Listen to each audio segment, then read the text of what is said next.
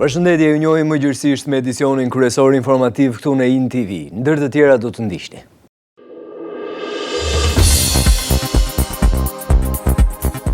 Kolegji zgjedhor vendosi të mos njohë vendimin e Metës për mosmbajtjen e zgjedhjeve. Presidenca e quajti këtë akt si skeç të pritshëm.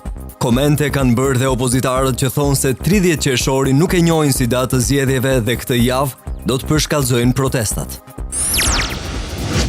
Rritet sërish numri i kërkesave për azil nga shqiptarët. Këtë vit bie në sy që ka ndryshuar mendësia, pasi pjesa më e madhe kanë aplikuar për azil në Francë. Arsyeja, ky shtet ofron më pak shtrëngime se të tjerët. Aborti selektiv për shkak të gjinisë po zbehet. Së fundmi më shumë po abortojnë gratë me arsim të lartë. Shkak mendohet të jetë karriera. 1/4 e grave që abortojnë ka nivel të lartë shkollimi.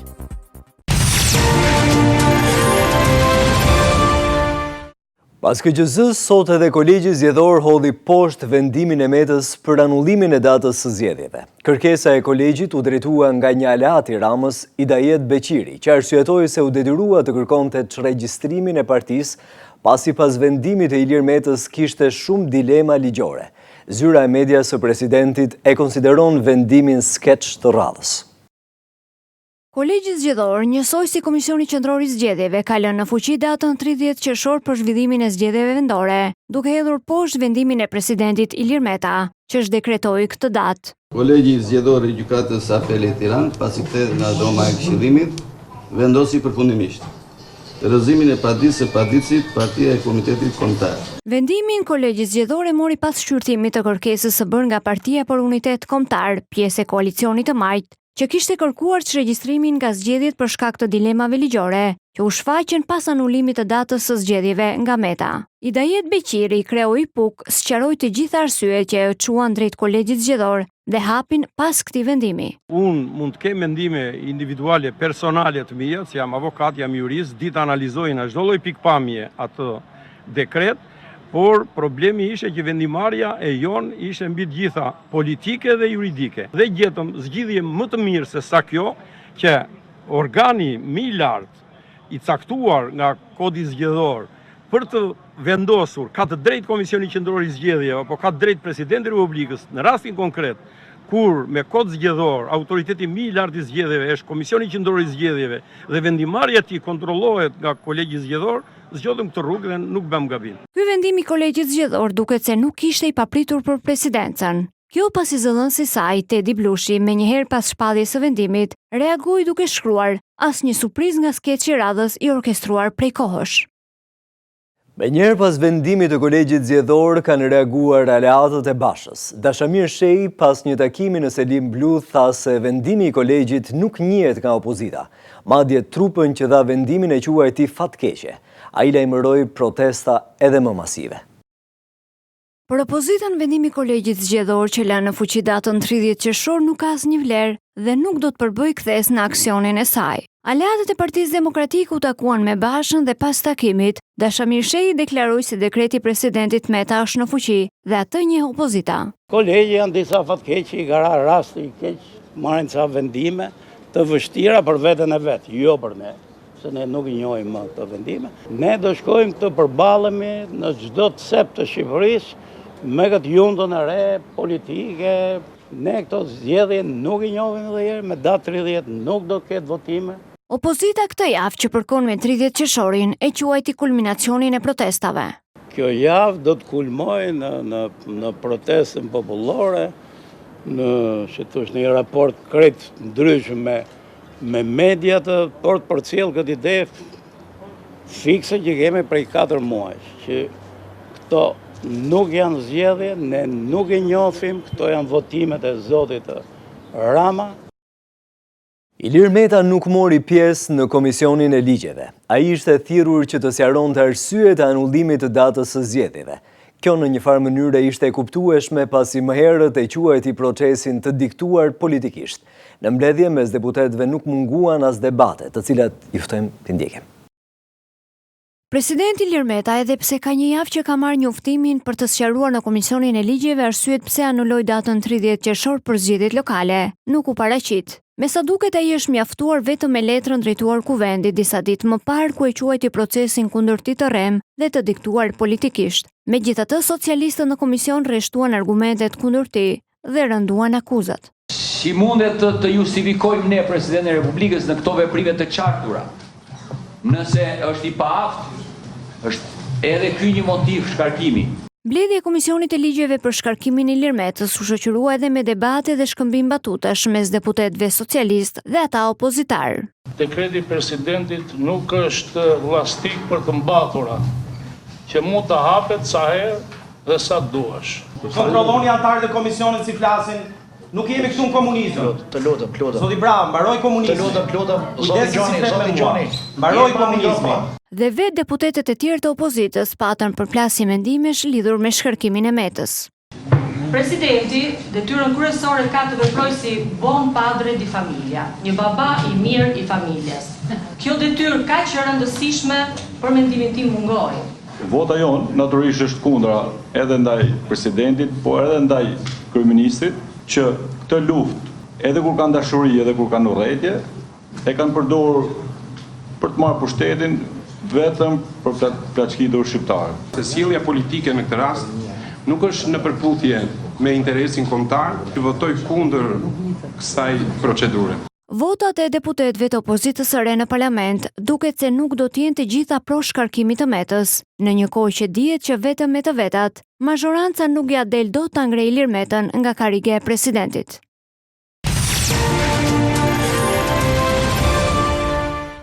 Ky sezon plazhi ka nisur me viktima. Thuajse çdo ditë ka humbur jetën një pushues. Kontrolli i lartë i shtetit ka shprehur indinjatën e tij në lidhje me mosbatimin e rekomandimeve që ka dërguar disa ministrive dhe bashkive një vit më parë. Është e qartë që porositë e ekspertëve të KLSH-s kanë rënë në vesh të shurdhët. Departamenti i Performancës në kontrollin e lartë të shtetit ka reaguar në lidhje me pasigurinë në plazhet e vendit, pasi që në nisje të sezonit kanë humbur jetën disa pushues. Ky departament, pasi ka ngushëlluar familjet, ka sqaruar rolin e tij në auditimin e kryer mbi menaxhimin e plazheve publike dhe porositë që ka dhënë një vit më parë, po që kanë rënë në vesh të shurdhët. KLSH-s i ka rezultuar se vrojtuesit e plazhit nuk njihet si profesion, pasi VKM-ja nuk përcakton se cilat janë institucionet përgjegjëse për trajnimin, kualifikimin dhe licencimin e vrojtuesit për të shpëtuar jetë. Për këtë arsye, i është kërkuar Ministrisë së Turizmit, Mjedisit dhe Bashkive që të ndërhyjnë në aktet ligjore dhe që përgjegjës për kontraktimin e vrojtuesit të plazhit të jetë autoriteti vendor, pra bashkit, pasi vetë vrojtuesit neglizhojnë. Ndërsa kostoja e vrojtuesit të plazhit të përfshihet në tarifën për dhënien me qerat të stacioneve të plazhit. Gjithashtu, është rekomanduar që të përcaktohet institucioni përgjegjës për licencimin dhe trajnimin e vrojtuesit dhe ata të jenë në sipërfaqe më të afërta, jo çdo 250 metra, por çdo 100 metra. Përgjatë Bregdetit shqiptar do të duhen rreth 5000 vrojtues plazhi. Në rastet kur shënohen mbytje të pushuesve, nuk përcaktohet se çfarë përgjegjësie ka stacioni i plazhit. Në Greqi ky akt është i dënueshëm me burg.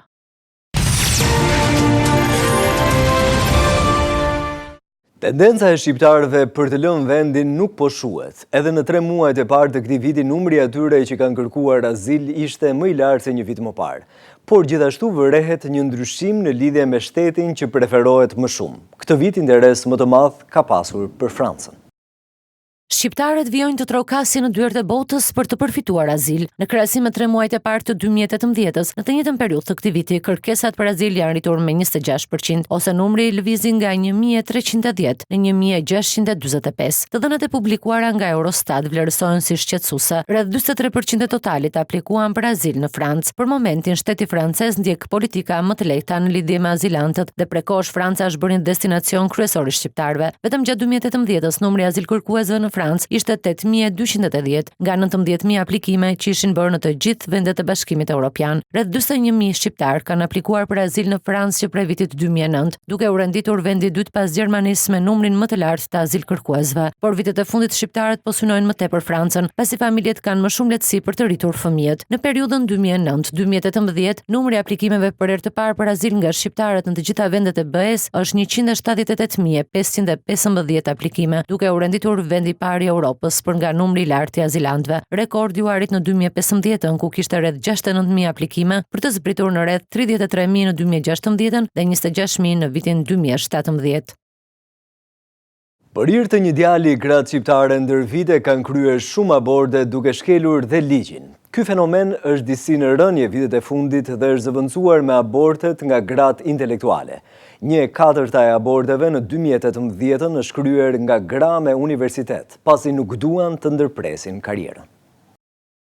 Shtatzanit e padëshiruara vijojnë të ndërpriten nga gratë shqiptare. Dikur bëhej për shkak të gjinisë të foshnjës, pra nëse ishte vajza abortohej, ndërsa me kalimin e kohës ky fenomen është zbehur disi dhe po kryhet më së shumti nga gratë intelektuale. Dhe arsyeja është karriera. Janë gratë intelektuale që së fundmi po kryejnë më tepër aborte. Sipas të dhënave të publikuara nga Instat që janë referuar Institutit të Shëndetit Publik, numri i aborteve në 2018 ishte 5.532 nga 5.279 që kishte qenë një vit më parë. Prej 2014-s që numri i aborteve u regjistrua 5.892, ato kanë vazhduar në rënje deri në vitin 2018. Nga përqindja e aborteve sipas nivelit arsimor të grave që e kanë kryer, bie në sy se 1/4 e tyre janë me arsim universitar. 2018 shënoi një rritje të numrit të grave me arsim të lartë që kryen abort. Rënja e numrit të lindjeve dhe rritja e numrit të aborteve, veçanërisht të gratë me arsim të lartë, është një tregues që këto gra po rendin pas karrierës. Në 2014 vetëm 15% e aborteve kryeshin nga gratë që ishin me arsim të lartë dhe gati gjysma e tyre kryeshin nga gra që kishin më pak vite shkollë. Pamundësia ekonomike është një tjetër faktor që ka nxitur rënjen e numrit të lindjeve, por dhe një nga arsyet kryesore që një grua merr vendimin për të ndërprerë një shtatzani. Rreth 39.2% e grave që kryesojnë ndërprerjen e shtatzanisë në vitin 2018 ishin me arsim fillor dhe rreth 31% e tyre me arsim të mesëm.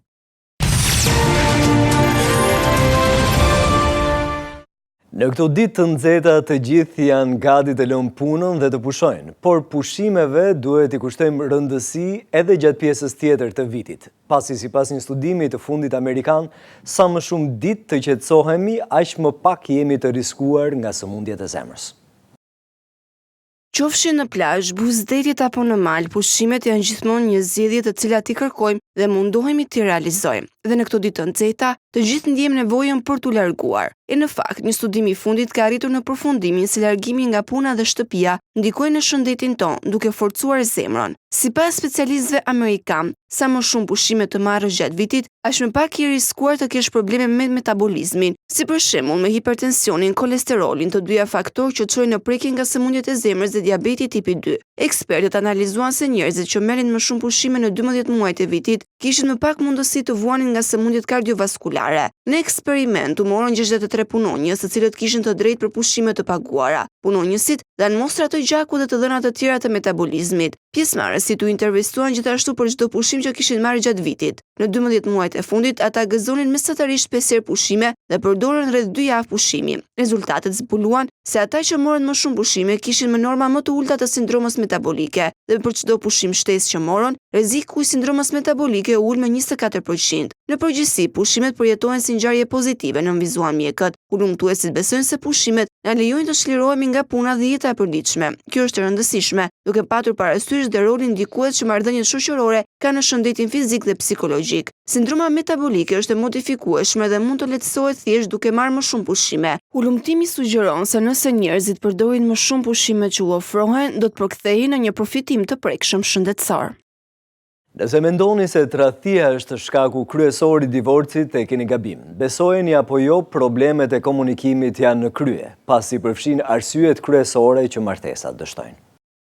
Përse divorcohen çiftet? Martesa përpara është një bilet për një divorc të shpejtë. Një marrëdhënie vartësore nuk është e shëndetshme. Zhduket intimiteti. Nuk ka një vizion të përbashkët të suksesit.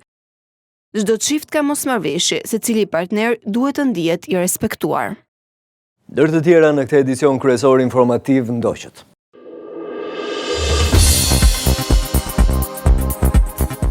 Kolegji zgjedhor vendosi të mos njohë vendimin e Metës për mosmbajtjen e zgjedhjeve. Presidenca e quajti këtë akt si skeç të pritshëm. Komente kanë bërë dhe opozitarët që thonë se 30 qershori nuk e njohin si datë të zgjedhjeve dhe këtë javë do të përshkallëzojnë protestat. Rritet sërish numri i kërkesave për azil nga shqiptarët. Këtë vit bie në sy që ka ndryshuar mendësia, pasi pjesa më e madhe kanë aplikuar për azil në Francë. Arsyeja, ky shtet ofron më pak shtrëngime se të tjerët. Aborti selektiv për shkak të gjinisë po zbehet. Së fundmi më shumë po abortojnë gratë me arsim të lartë. Shkak mendohet të jetë karriera. 1/4 e grave që abortojnë ka nivel të lartë shkollimi. Ju sa mundoj që të edicionin kryesor informativ këtu në InTV. Për më shumë ju ftojmë gjithashtu që të na vizitoni në intv.al. Bashkë sigurisht do të rishjemi.